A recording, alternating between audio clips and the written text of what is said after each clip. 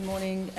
Press statements will be now delivered by the EU High Representative and Vice President Federica Mogherini, the French Minister of Foreign Affairs Jean-Yves Le Drian, the German Minister of Foreign Affairs Sigmar Gabriel, and the UK Secretary of State for Foreign Affairs Boris Johnson, following the meeting which just took place with Iranian Foreign Minister Jawad Zarif, Minister of Iran. Representative, you have the floor.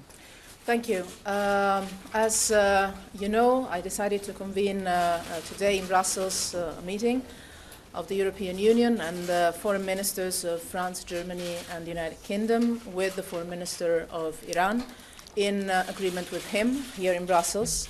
And the focus of today's meeting was on the ongoing work to ensure full and continued implementation of the Joint Comprehensive Plan of Action, the nuclear deal with Iran, by all parties.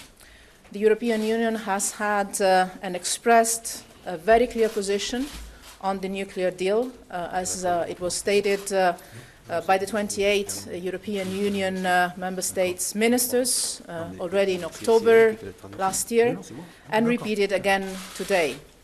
The deal is working. It is delivering on its main goal, which means keeping the Iranian nuclear program in check and under close surveillance. The IAEA has confirmed in 9 reports that Iran is fully complying with the commitments made under the agreement. Its continued successful implementation ensures that Iran's nuclear program remains exclusively peaceful, and by the way, this is regularly discussed in the framework of the Joint Commission, which I'm coordinating. The nuclear agreement is a multilateral agreement endorsed by the UN Security Council with a resolution. It is a key element of the nuclear non-proliferation global architecture, and it is crucial for the security of the region, but also for the security of Europe. It is in our key strategic security interest as Europeans. At a time of acute nuclear threat, the European Union is determined to preserve the JCPOA as a key element of the international non-proliferation architecture. The European Union remains committed to support the full and effective implementation of the agreement, including to make sure that the lifting of nuclear-related sanctions has a positive impact on trade and economic relations with Iran, including benefits for the Iranian people. The agreement has allowed for deeper cooperation and continuous dialogue with Iran on all issues. While we have expressed concerns related to other issues, such as development of ballistic missiles and increasing tensions in the region, these issues are outside the scope of the nuclear agreement and are and will be addressed in relevant formats and fora. We also briefly, obviously, discussed internal recent events in Iran.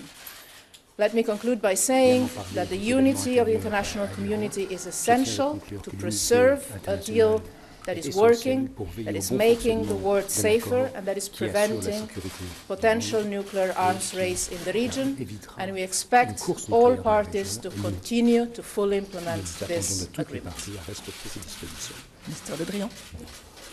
Bon, quelques mots pour renforcer les propos de la haute représentante. La France est très vigilante sur le respect des accords de Vienne, considérant que cet accord de non-prolifération est essentiel et qu'il n'y a pas d'alternative. Et donc il importe qu'il soit respecté par l'ensemble des parties signataires. Il n'y a pas aujourd'hui d'indication qui pourrait laisser un doute sur le bon respect par la partie iranienne de l'accord, puisque l'AIEA confirme régulièrement la bonne mise en œuvre de ces accords. Il importe donc aujourd'hui que l'ensemble des parties prenantes respectent cet engagement commun et en conséquence que nos alliés américains le respectent aussi. Donc pas de raison particulière pour qu'il y ait une rupture dans la logique qui s'est mise en œuvre depuis la signature. Cela signifie aussi que les sanctions soient levées, qu'il y ait une coopération qui s'instaure. Mais cela ne signifie pas que nous cachions les autres points de désaccord qui existent. La haute représentante l'a exposé, à la fois dans le domaine du balistique et à la fois dans l'action de l'Iran sur l'ensemble de la région. Il faut qu'on parle de ces deux autres sujets, mais nous distinguons, nous n'articulons pas le débat nécessaire, une discussion nécessaire sur ces points de désaccord avec la nécessité de maintenir scrupuleusement le JCPOA, qui est en même temps une forme de préservation de la paix. Donc nous avons insisté de manière tout à fait vigoureuse pour le respect intégral de cet accord. If I may add a few words to what to reinforce what was just said by the High Representative, France remains extremely vigilant on the full implementation of the JCPOA, which is a crucial instrument to prevent proliferations of weapons. And in any case, we see no alternative to the JCPOA. And so we must, indeed, all parties must be seen to respect all the provisions of this agreement. We have also indicated that we see no particular reason to disengage in any way from this agreement, as Iran has been seen to respect all the provisions of this agreement, as was monitored and is being monitored constantly by the IAEA, which has confirmed full implementation of this agreement. And so therefore it is essential that all parties should continue to abide by all the provisions of this agreement as per their commitments. But it is also necessary that our US allies do the same and be seen to be clearly doing the same. And so we again see no reason at all for breaking away from the existing and positive momentum that has been achieved ever since the agreement was signed. And so therefore we believe, as per agreed, the sanctions should be lifted and continue to be lifted, which doesn't mean to say that we have no other differences with Iran. And as the High Representative pointed out herself, we have issues with ballistic developments and Iran's actions in the region. We must indeed address all these issues, but of course this is not to be in any way articulated with the present issue of the JCPOA. There will be a debate on this issue at some other point, but meanwhile what counts here is that we should scrupulously abide by the provisions of the JCPOA, which is a critical instrument to maintain peace in the region and indeed around the world. Minister Gabriel. Yeah, vielen Dank. I would like to speak in German because in English I would say the same like Jean-Yves, like Boris and like Federica. So we very much agree on this approach. We want to protect the JCPOA against every possible undermining decision from which side it may come. So we know that it's absolutely necessary to have these signal that it's possible by diplomatic approaches to prevent the development of nuclear weapons in a time where other parts of the world are discussing how to get nuclear weapons into force, and it would send a very dangerous signal to the rest of the world if the only agreement which prevents us for the proliferation of nuclear weapons would be negative affected. So we very much agree on this point, and now I would like to switch in my own language. Wir als Bundesregierung und die Bundesrepublik Deutschland steht absolut klar zu diesem Abkommen. Wir sehen es genauso wie unsere Kollegen. Es gibt keinerlei Anzeichen dafür, dass der Iran das Abkommen nicht implementiert.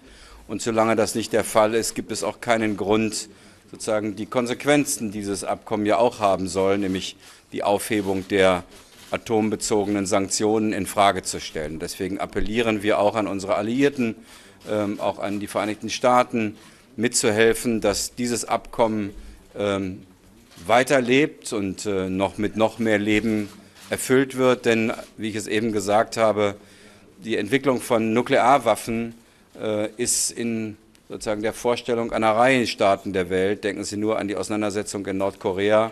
Und es wäre ein sehr schlechtes Zeichen, wenn ausgerechnet das Abkommen, das gezeigt hat, dass man so etwas mit diplomatischen Mitteln verhindern kann, in Gefahr gerät. Gleichzeitig will ich auch offen sagen, dass auch der Iran durchaus Anspruch darauf hat, dass die mit diesem Abkommen verbundene Entwicklung im Zusammenhang mit dem Iran besser in Gang kommt. Wir wollten und wollen auch in Zukunft eine bessere wirtschaftliche Entwicklung, sozusagen, wenn Sie so wollen, als Gegenleistung dafür, was der Iran uns gegenüber geleistet hat, nämlich der Verzicht auf die Entwicklung von Nuklearwaffen. Daran müssen wir weiter arbeiten. Wir sind allerdings auch gemeinsam der festen Überzeugung, dass unabhängig vom Abkommen es Themen gibt, die dringend zwischen uns und im Iran diskutiert und auch einer besseren Lösung zugeführt werden müssen. Jean-Yves Le Drian hat sie eben angerissen. Die Lage im Jemen ist katastrophal.